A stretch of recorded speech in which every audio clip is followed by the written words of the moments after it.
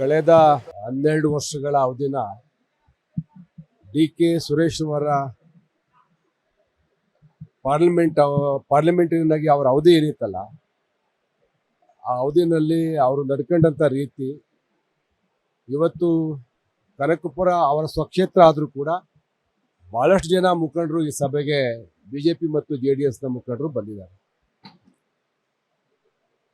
ಈ ಚುನಾವಣೆ ಅವ್ರು ಅಂದ್ಕೊಂಡು ರೀತಿ ಅವರೆಲ್ಲ ಪಟ್ಟುಗಳೇನಿದೆ, ತೋಳ್ಬಲ, ಹಣಬಲ, ಈ ಮತದಾರರಿಗೆ ಆಮಿಷವನ್ನು ಹೊಡ್ತಕ್ಕಂಥದ್ದು, ಅದನ್ನು ಮೀರಿದಂಥ ಚುನಾವಣೆ ಇದು. ನಮ್ಮ ಅಭ್ಯರ್ಥಿ ಜನಾನುರಾಗಿ ಅಭ್ಯರ್ಥಿ ಆಗಿರೋದ್ರಿಂದ ಜನಸಾಮಾನ್ಯರು ಇವತ್ತು ಮನೆಯಿಂದ ಆಚೆ ಬಂದು ಡಾಕ್ಟರ್ ಮಂಜುನಾಥ್ ಅವರ ಪರವಾಗಿ ಬೀದಿಗಿಳಿದು ಕೆಲಸ ಮಾಡ್ತಾ ಇದ್ದಾರೆ. ಹಾಗಾಗಿ ಸಾಂಪ್ರದಾಯಿಕವಾಗಿ ಚುನಾವಣೆ ಗಿಮಿಕ್ಗಳನ್ನ ಉಪಯೋಗಿಸ್ಕೊಂಡು ವಿರೋಧಿಗಳನ್ನ ಹಣದು ಅವ್ರು ಏನು ಇಷ್ಟು ದಿನ ಚುನಾವಣೆ ಮಾಡ್ತಾ ಇದ್ರು, ಯಾರ್ಯಾರ ವೀಕ್ನೆಸ್ನ ಅರ್ಥ ಮಾಡಿಕೊಂಡು ಅವರನ್ನ ಬೇರೆ ಬೇರೆ ರೀತಿ ತಮ್ಮ ಹಿಡಿತಕ್ಕೆ ತಗೊಂಡು ಚುನಾವಣೆಗಳನ್ನು ಮಾಡ್ತಾ ಇದ್ರು. ಡಿ.ಕೆ. ಬ್ರದರ್ಸ್ ಇಲ್ಲಿ ತನಕ ಉದಾಹರಣೆಗೆ ಯಾರು ವೀಕ್ ಇದ್ದಾನೆ, ಅವನ ಇಷ್ಟಾರ್ಥಗಳನ್ನೇನು ಅವೆಲ್ಲ ಪೂರೈಸ್ಕೊಂಡು ಹಣದ ಆಮಿಷ ಒಡ್ಡಿ ಚುನಾವಣೆಗಳನ್ನು ಮಾಡ್ತಾ ಇದ್ರು. ಅದಕ್ಕಿಂತ ಮೀರಿದಂಥ ಚುನಾವಣೆ ಇದು.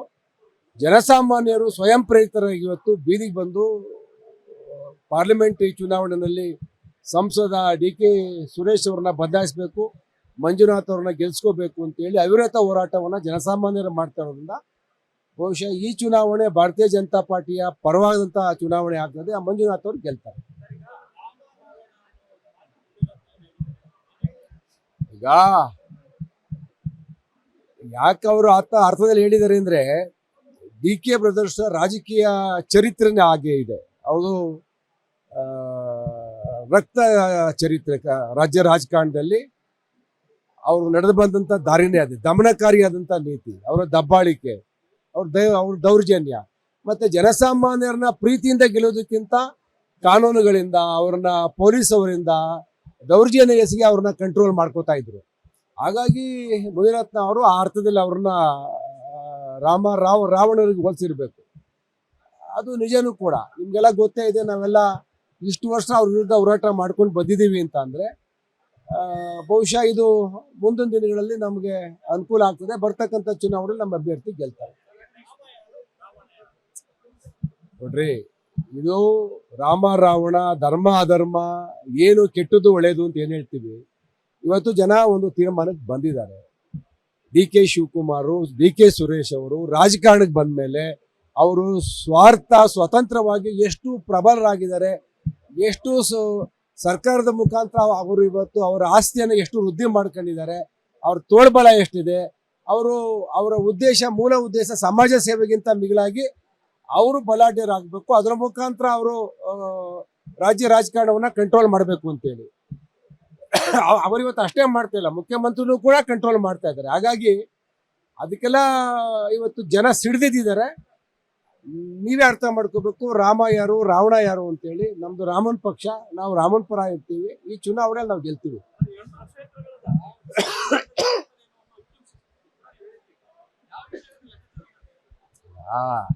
ಹಳೆಯ 4-6 ಚುನಾವಣೆಗಳ ಲೆಕ್ಕ ತಗೊಂಡ್ರೆ ಇವತ್ತು 3.5 ಲಕ್ಷ ಹೊಸ ಮತದಾರರು ಸೇರ್ಪಡೆ ಆಗಿದ್ದಾರೆ.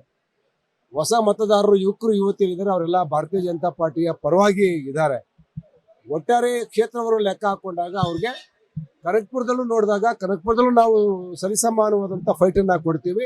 ಈ ಚುನಾವಣೆಯಲ್ಲಿ ನಾವು ಗೆಲ್ತೀವಿ.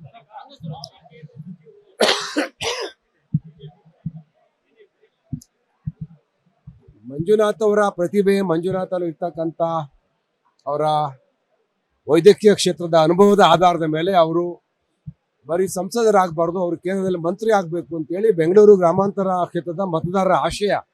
ಆ ದೃಷ್ಟಿಯಿಂದ ನಮಗೂ ಒಂದು ಆಶಾಭಾವನೆ ಇದೆ. ಯಾಕಂದ್ರೆ ಪ್ರಧಾನಮಂತ್ರಿಗಳು ಶಿವಮೊಗ್ಗದಲ್ಲಿ ಕರ್ಸ್ಕೊಂಡು ಅವ್ರ ಬಗ್ಗೆ 4 ಒಳ್ಳೆ ಮಾತಾಡ್ತಾರೆ. ಮಂಜುನಾಥ್ ಅವರು ಅತಿ ಹೆಚ್ಚು ಮತಗಳಿಂದ ಗೆಲ್ಸಿ ಅಂತಾರೆ. ಮಂಜುನಾಥ್ ಅವ್ರು ಪರಿಚಯ ಮಾಡೋಕೆ ಹೋದಾಗ ಮಂಜುನಾಥ್ ಅವ್ರ ನಿಮ್ಮ ಬಗ್ಗೆ ನಮ್ಗೆಲ್ಲ ಗೊತ್ತಿದೆ ಅಂತ ಹೇಳ್ತಾರೆ. ಅಂದ್ರೆ ಈಗಾಗಲೇ ನಮ್ಮ ಕೇಂದ್ರದ ಸಚಿವರು ಅಮಿತ್ ಶಾಜಿ ಅವರು ಮತ್ತೆ ಪ್ರಧಾನಮಂತ್ರಿಗಳು ಮಂಜುನಾಥ್ ಅವ್ರ ಬಗ್ಗೆ ಅಪಾರವಾದಂತ ಗೌರವವನ್ನು ಇಟ್ಕೊಂಡಿದ್ದಾರೆ. ಅವ್ರು ಕೇಂದ್ರದಲ್ಲಿ ಮಂತ್ರಿ ಆಗ್ತಾರೆ.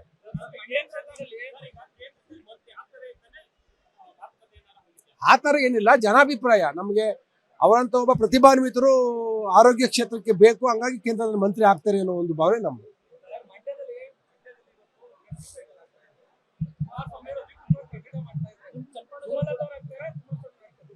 ನನಗೆ ಅದು ಗೊತ್ತಿಲ್ಲ.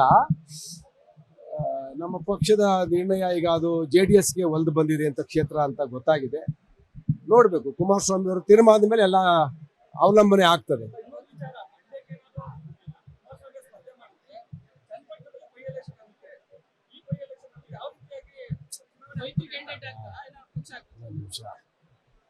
ಬಹಳ ಮುಂದಾಲೋಚನೆಯಿಂದ, ಬಹಳ ದೂರದೃಷ್ಟಿಯಿಂದ ತಾವು ಪ್ರಶ್ನೆ ಕೇಳ್ತಾ ಇದ್ದೀರಿ.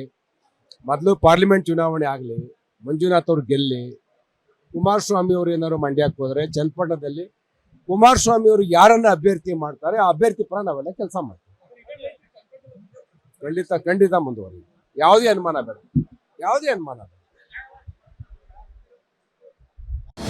ಅನುಕ್ಷಣದ ಸುದ್ದಿಗಳಿಗಾಗಿ ವಿಸ್ತಾರ ನ್ಯೂಸ್ ಯೂಟ್ಯೂಬ್ ಚಾನೆಲ್ ಸಬ್ಸ್ಕ್ರೈಬ್ ಮಾಡಿ. ಹೊಸ ಸುದ್ದಿಗಳ ನೋಟಿಫಿಕೇಶನ್ಗಾಗಿ ಬೆಲ್ ಐಕಾನ್ ಕ್ಲಿಕ್ ಮಾಡಿ. ಲೇಟೆಸ್ಟ್ ಅಪ್ಡೇಟ್ಸ್ಗಾಗಿ www.vistaranews.com ವೆಬ್ಸೈಟ್ಗೆ ವಿಸಿಟ್ ಮಾಡಿ. ಅಂಗೈಯಲ್ಲೇ ಜಗತ್ತಿನ ಸುದ್ದಿ ತಿಳಿಯಲು ವಿಸ್ತಾರ ನ್ಯೂಸ್ ಕನ್ನಡ ಆಪ್ ಡೌನ್ಲೋಡ್ ಮಾಡಿ.